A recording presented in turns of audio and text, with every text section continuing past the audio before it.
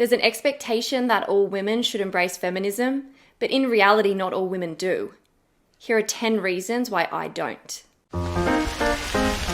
Feminism on the surface might seem like a great cause, but when you start to dig a little deeper, you can see that feminism today is based on a number of lies.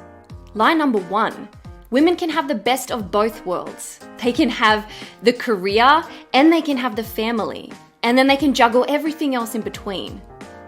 And not only that women can have these things, but that women should. The problem with that is women are the only ones who can carry babies, so they almost have a double burden on their shoulders, which can lead to a life full of consequences, compromise, and resentfulness. Not to mention, as soon as a family court matter is involved, this idea tends to swing one way towards the woman, because if a father says he would like the best of both worlds and he would like custody of his child and he would like to still work, it doesn't tend to work out that way for him. Lie number 2, men and women are the same. Instead of celebrating and recognizing the natural dignities of each sex, feminism essentially eradicates what makes men and women unique and complementary. Lie number 3, men are attracted to women who are stronger and who have been more successful than them. Men respect and admire women for their achievements, but there is no man who would want to spend the rest of his life competing and in competition against the woman that he loves. Lie number 4, women need to achieve greatness in order to be a successful woman.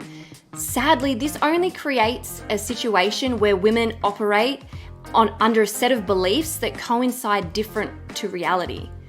Greatness can be as simple as doing what you can do and doing it really well. You don't have to be a movie star. You don't have to be an activist or a vegan. You don't have to be an Olympic athlete or a winner of a talent show. You can do what you can do really well and be successful. You can be a teacher or a nurse or a doctor or a stay-at-home mum, and you can do it really well and you can be really successful at it. There is something really honourable in being an ordinary person in the hands of an extraordinary God. Lie number 5, women can wait as long as they like to start a family. That's just biologically untrue. Women, whether they like to admit it or not, are on a time limit. And sure, there might be medical interventions that can happen later in life, but it all comes with a severe consequence. And I don't like the idea that waiting to be a mother is the best thing for you because you get to live your life. It devalues and sucks the joy out of motherhood and out of having a family. It's completely destructive, and it completely misses the point of why women are so unique and beautiful, because we can have and carry children. Lie number 6, men and women are the same when it comes to physical intimacy. It's lies like that that started the sexual revolution, and you have to ask yourself an honest question: what good has ever come from that? The cost for sex is far greater for women than it is for men. That is a fact. You only have to see the increase in abortion rates to see the practical effects of sexual sameness and promiscuity. It's ideal for men because essentially we've created a culture where there is sex without consequence. Have a look at abortion rates around the world. Women are aborted at a far higher rate. Lie number 7, being feminine is a sign of weakness. The lioness never tries to be the lion. She is strong and powerful and fierce and brave and nurturing.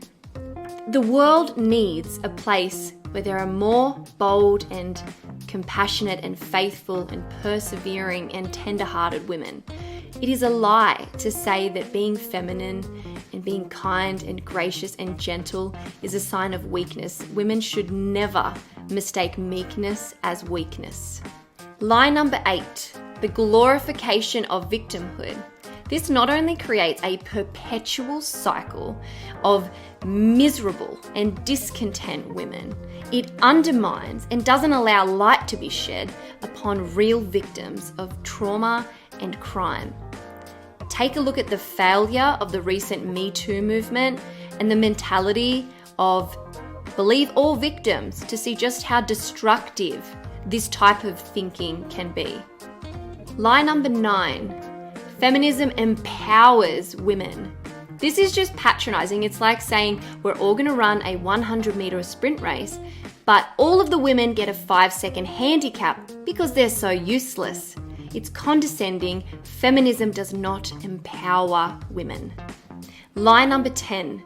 Feminism is needed because there is still inequality between the sexes. It is lies like this that fuels the myth of the gender wage gap.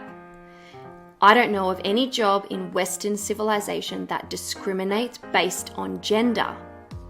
If a man and a woman have the exact same circumstances and they're in the same job, they would get paid the exact same amount of money. If a man wants to be a primary school teacher or a hairdresser or a daycare worker, he would get paid the same as a woman in that position.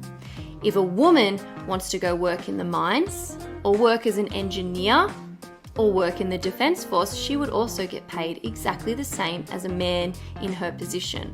If men want to take 6 to 12 months off to take care and raise their children, they would not get paid for that, the same as women. Feminism has successfully masculated women and successfully emasculated men. Women today have more rights than they ever have before, yet feminists today are more miserable than women ever have been. Women are no longer fighting for equality, they have it. They're fighting for special privilege. Feminism has stripped women of the natural dignity of their sex and created them into inferior men. Sadly, this reality has meant that many feminists are trapped in a state of continual war, not only on the femininity of women, but also on the masculinity of men. The question is, how could a movement devoted to diminishing the qualities that make a woman unique make any meaningful contribution to the cause of women?